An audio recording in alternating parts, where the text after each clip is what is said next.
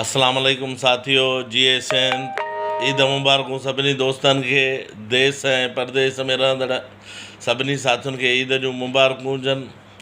अल्लाह साईं तव्हांखे पंहिंजे बचड़नि सां शादो आबाद रखे। हिन ईद जे मौक़े ते जिते सभिनी खे मुबारकूं ॾियो था, सभिनी खे पंहिंजी ख़ुशियुनि में शामिलु कयो था, उन ईद जे मौक़े ते पंहिंजे वॾड़नि खे कॾहिं बि न विसारिजो।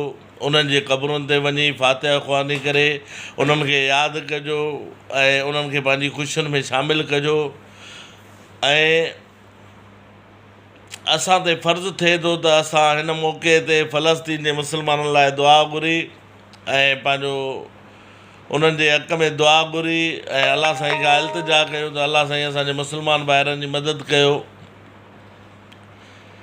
ऐं दोस्तनि खे ॿुधायां त पंहिंजो हिन ईद ते तव्हांखे जेके पंहिंजे मुल्क में रहो था, सआदत हासिलु आहे त पीउ माउ जे क़बरुनि ते वञी उते दुआ घुरो, उन्हनि खे जी मग़फ़िरत जी दुआ घुरो, उन्हनि खे पंहिंजी ख़ुशियुनि में शामिलु कयो, उन्हनि खे पंहिंजो ईद जी ख़ुशियुनि में गॾु शामिलु कयो।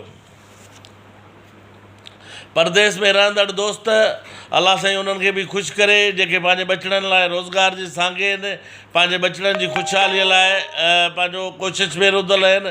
उन्हनि दोस्तनि खे इहा ख़ुशी हासिलु न आहे त उहे वॾड़नि जी क़बरुनि ते वञी उन्हनि खे पंहिंजी ख़ुशियुनि में शामिलु करे सघनि, पर उन्हनि जूं दुआऊं मां सम्झां थो जेको पंहिंजे बचनि लाइ हलाल रोज़ीअ लाइ पतोड़े थो, उन्हनि सां वॾड़नि जूं दुआऊं सदाईं गॾु हूंदियूं आहिनि।